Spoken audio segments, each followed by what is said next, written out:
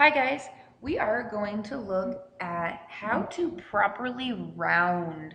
So as we are going through this video, pretty much everything that I'm doing with you right now should be in your notes packet. So you need, while you're watching this video, you need to be sure that you have your notes packet, a pencil, your listening ears, and ready to write things and listen as we go through this notes packet.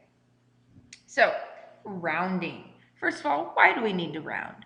So, look at this house right here. This house in Beverly Hills in California, very pricey area, is on the market for $58,347,197.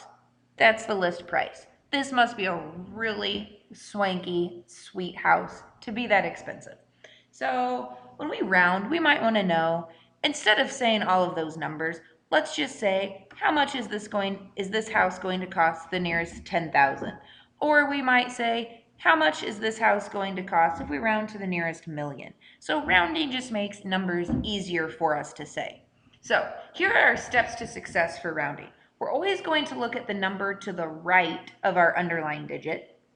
If our number is a 0, 1, 2, 3, or 4, our number stays the same.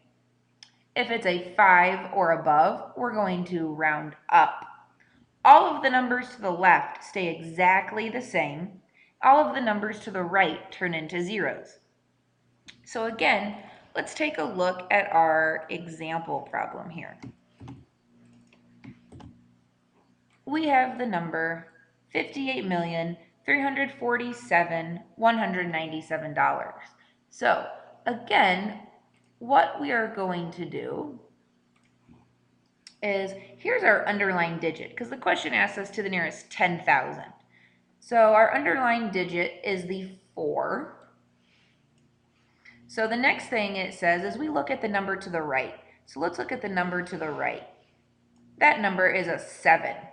So is 7 greater than 5? It sure is. So look at what my before becomes. My 4 now becomes a 5. We added 1 to the number, so 4 plus 1 is 5. All of my numbers to the left, so to the left of my underlying digit, all of these numbers stay the same. So it's 58,300,000. We just said 50,000.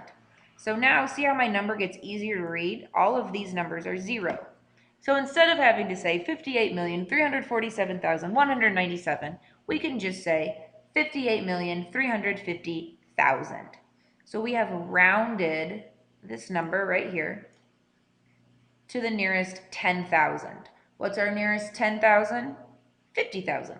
So we can see here that understanding place value is going to be really important if we're going to be successful at rounding. So these are our steps to success, and now we're going to do a couple problems together.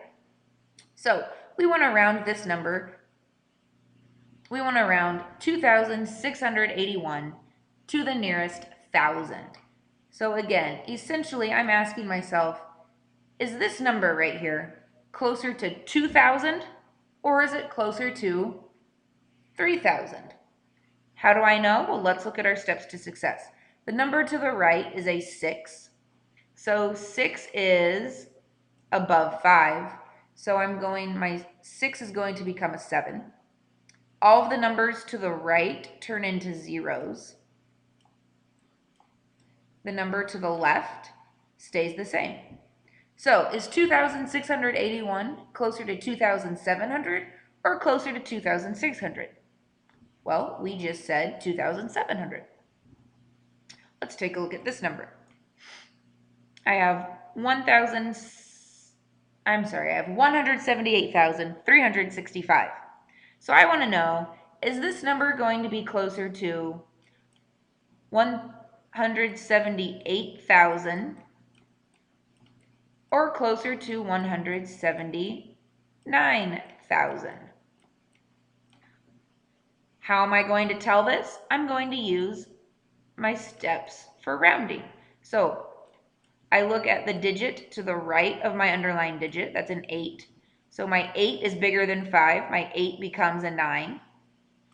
All of the numbers to the right become zeros. The numbers to the left stay the same. So this is 178,365 is closer to 179,000. Let's look at some decimals. Guess what?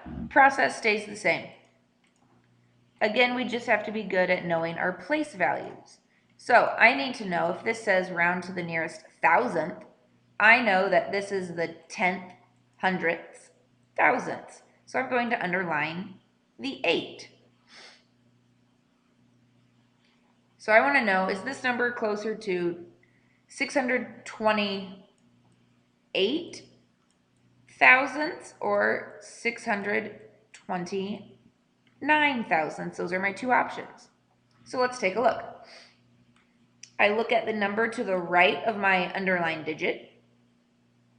So that's a 5. My 5 is going to tell my 8 to bump up to a 9.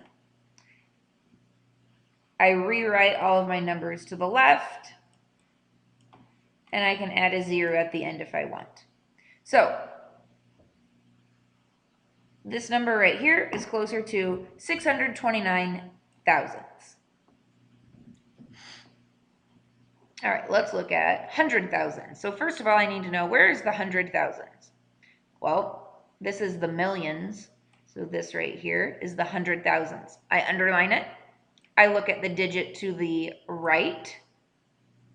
It's a 5. So my 5 tells my 6 to bump up to a, you got it, to a 7. All of the numbers to the right become zeros. The number to the left stays the same. So 1,654,508 is closer to 1,700,000. Let's look at this decimal. I want to know, is this closer to 1 or closer to 0? So let's think about this as money. Essentially, I want to know, is 62 cents closer to $1 or 0?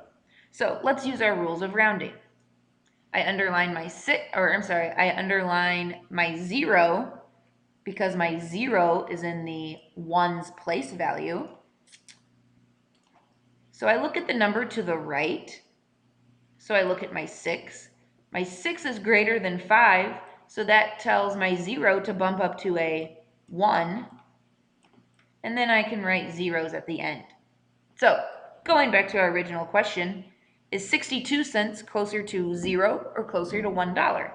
It's closer to $1, and we just proved it with using our rounding steps to success. Now you are going to pause the video and you are going to try these 4 problems by yourself, and I will be back with the correct answers. All right, gang, here we go. I have 1,532,300. Look at the digit to the right of my 5, which is a 3. 3 is 4 or below.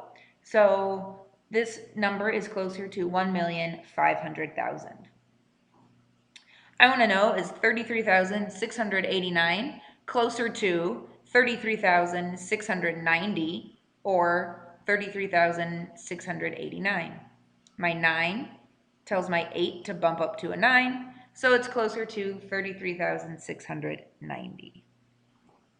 Here's my answer for my tenths place value. Again, I look at the number to the right of my underlined digit.